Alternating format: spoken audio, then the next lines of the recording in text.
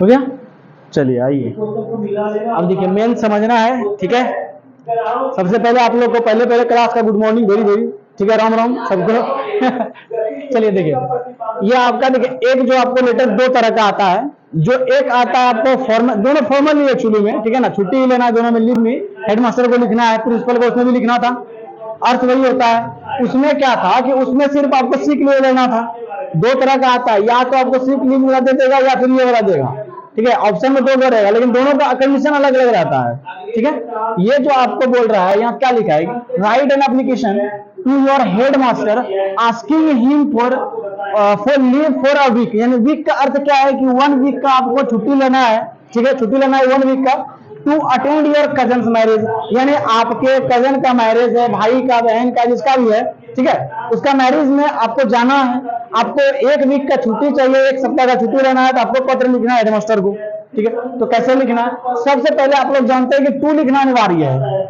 जैसे हिंदी में सेवा में लिखना अनिवार्य होता है, उसी तरह इंग्लिश में टू लिखना अनिवार्य है। टू के बाद द प्रिंसिपल लिख दो, यानी जिसको लिखना है वो लिख दो। उसके बाद जो कॉलेज जहां लिख रहे हैं, जिस कॉलेज के बारे में भी आपको यहाँ पर मेंशन करना है, वो कॉलेज का नाम, ठीक है। उसके बाद मेन होता है, मोस्ट इंपोर्टेंट होता है सब्जेक्ट, समझ गए। सब्जेक्ट जो होता है ये ज्यादा इंपॉर्टेंट होता है, सब्जेक्ट में ही इससे आपको पता चलता है आखिर जो आप इतना जो लिख रहे हैं ये किस पर्पज से लिख रहे हैं, ठीक है। आपको इतना समय बता देना है। ये क्या लिखा है कि रिक्वेस्ट फॉर लीव, यानी रिक्वेस्ट कर रहे हैं छुट्टी का, टू अटेंड कजन्स मैरिज, यानी अपने भाई के शादी में जाना चाहते हैं या बहन का शादी में जाना चाहते हैं, हमको छुट्टी चाहिए, ठीक है, उस चीज का रिक्वेस्ट कर रहे हैं। अब देखिए मेन होता है कि आप किसी को भी लिख रहे बड़े को, तो आपको रिस्पेक्ट देना चाहिए। तो यहाँ कंडीशन क्या है, रिस्पेक्टेड सर। उसके बाद with due respect, with due respect का अर्थ क्या है, इसका अर्थ क्या होता है कि आपसे विनम्र निवेदन है, ठीक है, निवेदन है। I want to say you that, मैं यह कहना चाहता हूं, आई am a student of your school, मैं आपके स्कूल का छात्र हूं या छात्री हूं, है जो भी देना है। आप यहाँ कॉलेज भी घुसा सकते हैं, जो भी आप दे सकते हैं, दोनों सही है, ठीक है। कॉलेज है तो कॉलेज, स्कूल है तो स्कूल। फिर क्या है, माई नेम इज, यहाँ पर आप अपना नाम भरिएगा, ठीक है। आई रीड इन क्लास 12, मैं क्लास 12 में पढ़ता हूँ या पढ़ती हूँ।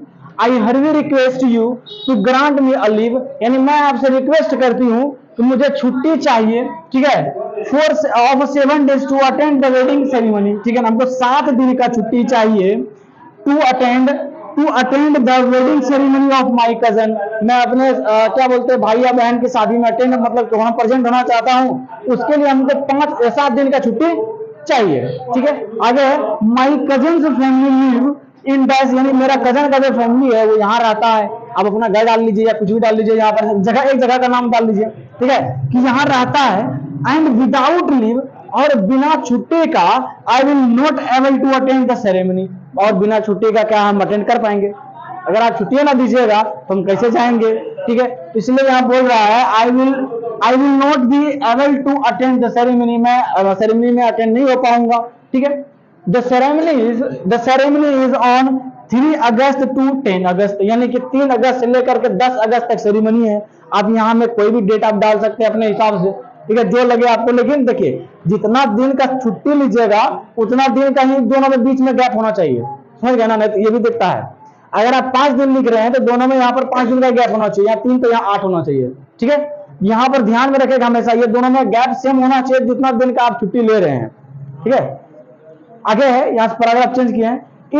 If you consider my situation, अगर आप मेरे सिचुएशन को समझते हैं, I will be able to attend the wedding, तब मैं, जैसे आप मतलब मेरा सिचुएशन को समझ जाएंगे, I will be able to attend the wedding, और मैं अपना वेडिंग अटेंड कर लूंगा, ठीक है। I have also attach the wedding card, मैंने इसमें एक्स्ट्रा में वेडिंग कार्ड भी अटैच भी किया हूं, ठीक है, without with the letter to support my statement. इसका अर्थ है कि जो भी हम कार्ड इसमें जमा किए हैं, मतलब कि इसमें अटैच किए हैं, उससे क्या होगा कि हमको एक सपोर्टिंग डॉक्यूमेंट भी आपको, मतलब किस चीज से आपको दिक्कत नहीं होगा, ठीक है। कि देखिए इसमें सपोर्टिंग डॉक्यूमेंट भी, हम वेडिंग कार्ड भी डाल दिए हैं, ठीक है, ताकि इस चीज से क्लियर हो जाए कि हम झूठ नहीं बोल रहे हैं, ठीक है। Two letter to support my statement, ठीक है। I earnestly request you to grant me permission for leave. यहाँ पर मतलब कि हमको रिक्वेस्ट कर रहे हैं आपसे कि हमको मतलब छुट्टी देने की कृपा किया जाए, ठीक है। I would be highly obligate, ठीक है, कि हम आपका सदा आभारी रहेंगे। अब आपका एक और इसमें चीज बचता है, इतना तो आप लिख लिए सब चीज, ठीक है। अब इतना लिख लिए तो इसमें जगह नहीं था, इसलिए यहाँ पर नहीं लिख पाए। एक यहाँ पर यानी आप समझ लीजिएगा हाफ करके कटिंग में पेज से हाफ से इधर लिखना है आपको, ये साइड में, ठीक है। लिख लीजिएगा योर ऑबिडियंटली लिखिए या फेथफुली लिखिए, योर फेथफुली का अर्थ होता है आपका विश्वासभाजक या विश्वास जिससे आप कर सकते हैं, ठीक है।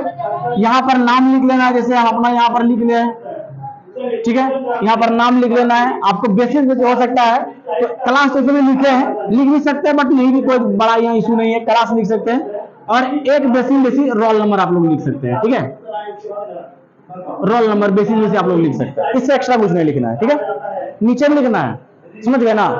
एक बार इसको देखिए ध्यान से, हम फिर से एक बार पढ़ देते हैं क्या लिखा है। सब्जेक्ट में है कि request for leave to attend cousin marriage, respected sir, with due respect I want to say you that I am a student of your school और कॉलेज, ठीक है। माय नेम इज डैश, यहाँ पर जो भी आपका नाम है यहाँ डालिए। आई रीड इन क्लास, हाँ देखिए ये क्या है, आप यहाँ से क्या कंसीडर कर, देखिए 10 तक स्कूल कहा जाता है, 10 के बाद जैसे ऊपर जाते हैं तो कॉलेज हो जाता है, ठीक है। तो इसलिए आपको जो कहना है चलेगा, आप दोनों में से जो डाल सकते हैं डाल दीजिए, ठीक है। आई रीड इन क्लास 12, मैं 12 क्लास में पढ़ता हूँ या पढ़ती हूँ, ठीक है। आई हर्वी request you to grant me a leave, मैं आपसे रिक्वेस्ट करती हूँ मुझे छुट्टी चाहिए ऑफ 7 डेज, 7 दिन का छुट्टी चाहिए, ठीक है। To attend the wedding ceremony of my cousin, मैं अपने क्या बोलते हैं कि अटेंड करने के लिए अपने वेडिंग, मतलब क्या बोलते हैं अपने भाई का वेडिंग अटेंड करने के लिए हमको छुट्टी चाहिए। My cousin family live in dash, मतलब यहाँ में मेरे कजन का फैमिली रहता है, ठीक है। एंड विदाउट लीव, और बिना छुट्टी का I will not be able to attend the ceremony, बिना छुट्टी का मैं सेरेमनी अटेंड नहीं कर पाऊंगा, ठीक है। द सेरेमनी ऑन, यानी इतना से इतना तक होगा सेरेमनी, ठीक है। फिर if you consider my situation, अगर आप मेरा सिचुएशन को समझते हैं, बात को समझ गए, I will be able to attend the wedding, मैं अपने कजन का वेडिंग अटेंड कर लूंगा, ठीक है। I have also attach the wedding card, मैंने इसमें एक्स्ट्रा में वेडिंग कार्ड भी अटैच किया है with the letter to support my statement, कि मैं जो भी स्टेटमेंट लिखा हूं वो गलत नहीं लिखा हूं, वो एकदम मतलब कि सही है। वेडिंग के साथ में आपको कार्ड भी दिया है ताकि आपको इस चीज पे भरोसा हो जाए कि हम गलत नहीं लिखे हैं, ठीक है। I earnestly request you to grant me permission, मुझे परमिशन चाहिए, ठीक है, फॉर द लीव, मैं छुट्टी के लिए परमिशन चाहिए। आई वुड हाईली ऑब्लिगेट, मैं आपका सदा आभारी रहूंगा, ठीक है। तो यहाँ पर योर फेथफुली, आपका विश्वासभाजक, नाम लिख दीजिए, क्लास लिख दीजिए, रोल नंबर लिख दीजिए, खत्म बात, ठीक है। इतना ही था।